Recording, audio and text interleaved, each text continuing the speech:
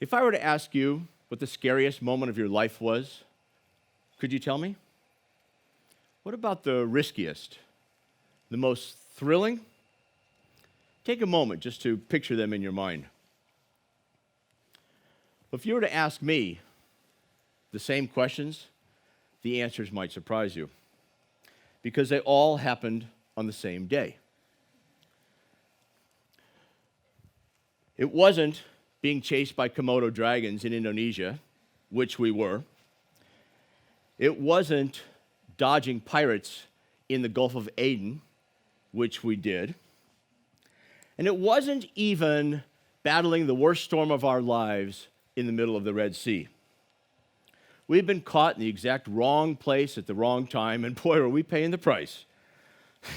Imagine our small boat flying off the top of a 30-foot wave and slamming down into the trough below, just shaking and shuddering like a cannon.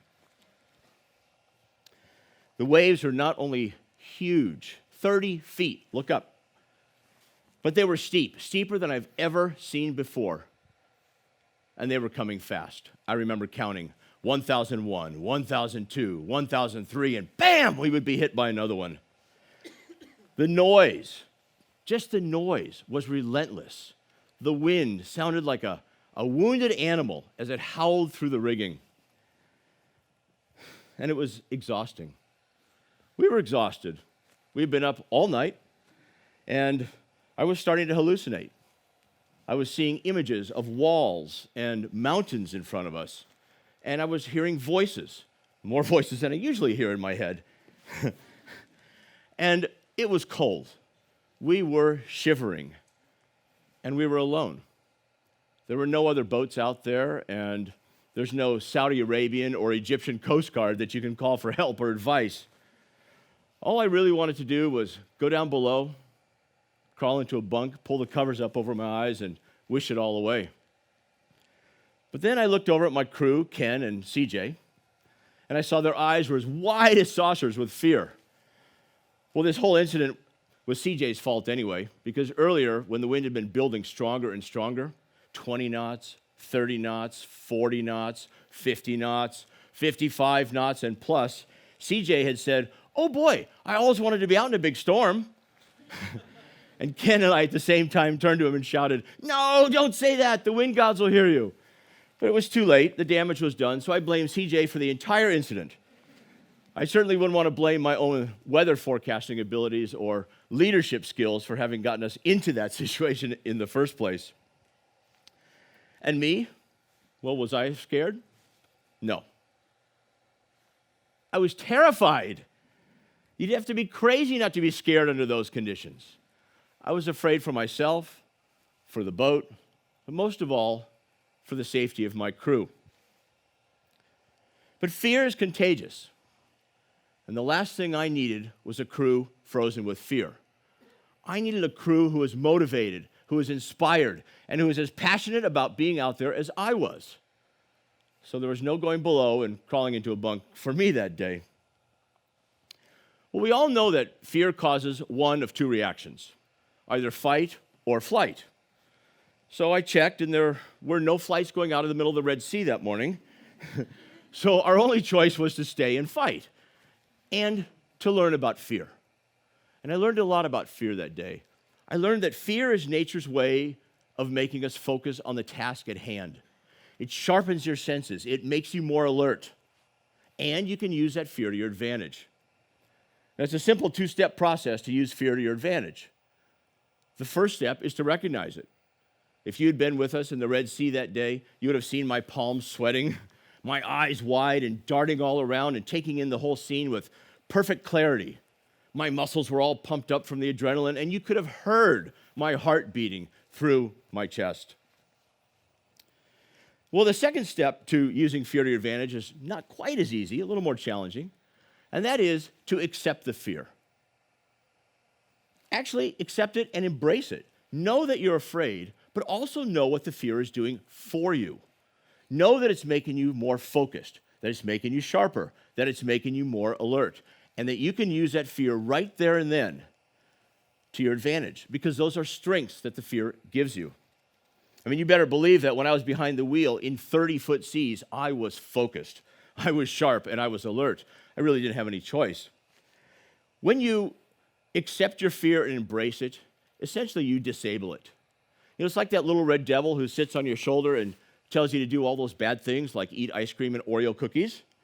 Well, you've invited him along for the ride, but he no longer has any say in what you think or how you act.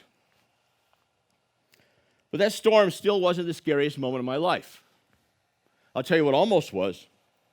And that was the day I told my mother, Julia, that I was quitting my career to go sailing around the world. I remember quoting Will Rogers to her. "Hey, Mom, you've got to go out on a limb. That's where the fruit is." And she replied, as any good Jewish mother would, "Oh, yes, dear, I know all about that. But you must remember that sometimes the branches break." No, the scariest, riskiest, and most thrilling moment of my life was reserved for a cold, crisp December morning when we sailed out beneath the Golden Gate Bridge, turned south, and headed for places unknown. That was the day that I was risking everything I built in my life just for the chance at making my dream come true. You want to talk about scared? I was risking my career, which I'd spent 20 years building, and now I was basically committing career suicide. My income went from pretty good to nothing in a day. My security. When I say security, I mean that's everything from having a car in your driveway to the local grocer knowing your name. My home. Not only my physical home, but my friends and family. I didn't know when or if I would ever see any of them again. And my identity, who I was, who I had created myself to be over a 20-year business career here in the Bay Area. It was scary, it was risky, and it was oddly thrilling all at the same time. It would have been so much easier just to stay at home with my good, secure life and pass up a chance at my dream. But lots of things get in the way of our dreams. More often than not, it's the good things we have in our lives that get in the way of achieving great things.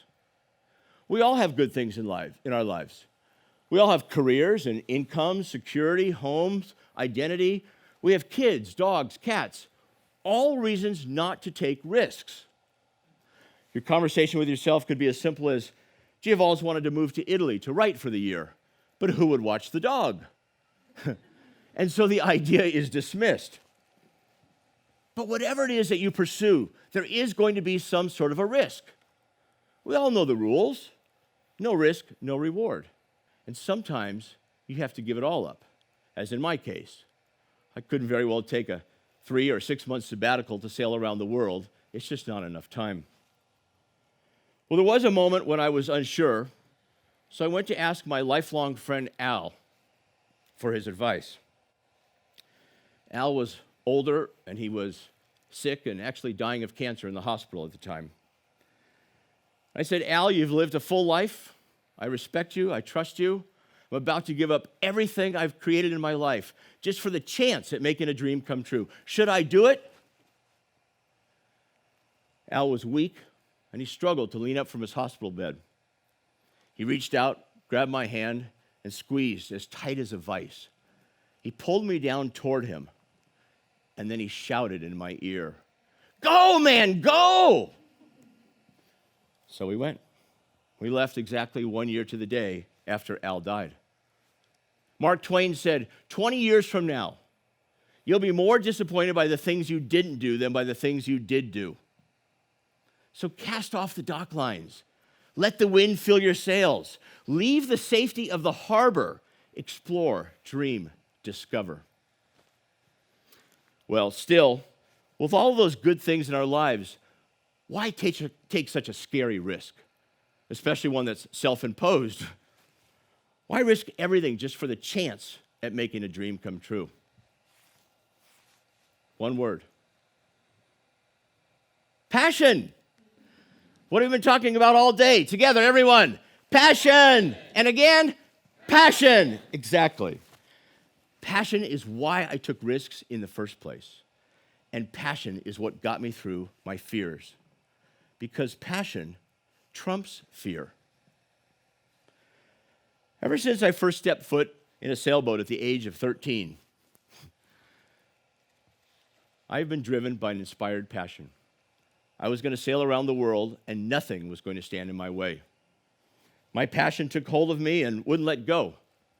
It just took 33 more years for me to figure out exactly how to make that happen. But from day one of this idea, I never doubted I would do it. I never hesitated to say, I'm going to sail around the world. When I was a boy growing up in Long Beach, I used to ride my bike down to the marina, and I'd sail around in my Hobie Cat for a couple hours, and when I was through, I'd hop back on my bike, and I'd ride over to where the big boats were docked. But the gates were always locked.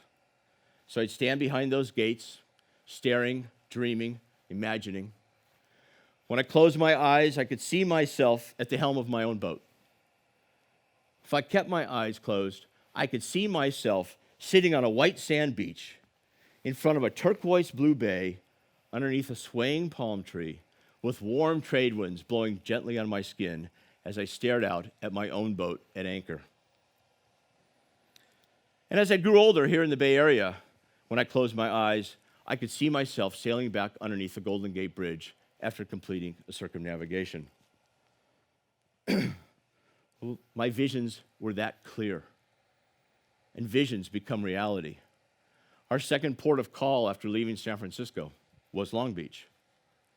The day after we arrived there, it dawned on me. I was sitting in the cockpit having a glass of wine, and suddenly I looked up and I realized where I was. I was at the helm of my own boat, and we were docked inside the exact same gate that I used to stand behind as a boy 33 years earlier. I stared in amazement as I saw my dream coming true right before my very eyes. Visions become reality. Well, how do you find your passion? And how do you identify it? And how do you keep it alive for so long? I can tell you how I did it. By recognizing my priorities. I made sure I knew what my priorities were in life, and I based my decisions and choices on them. So, for example, I chose to listen to my passions and ignore my fears. I chose adventure over security. I chose experiences over saving money for the future. And boy, that was a very expensive choice. Close your eyes for just a moment. Ask yourself these questions. What makes your heart flutter?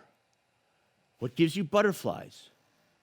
What thoughts keep you awake too late at night and wake you up too early in the morning? What makes you leap out of bed in the morning without a cup of coffee? Is your new idea for an invention all you can think about? Are you totally consumed by the perfect oven temperature for baking croissants and cookies? That's passion. And it doesn't matter what your passion is. You don't have to sail all the way around the world to have an adventure, fulfill a dream, or pursue your passion. And you don't have to be the expert in your field. I'm not Sir Edmund Hillary or Ernest Shackleton shaking my fist at the fury of the storm. I was just a regular guy who wanted to go sailing, but one who is driven by passion. I became an adventurer by default because out there you either become brave or you turn around. And I came this close to turning around along the way. It would have been so much easier just to throw in the towel.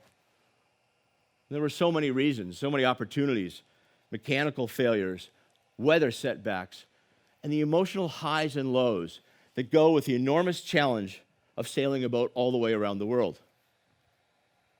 But I couldn't quit.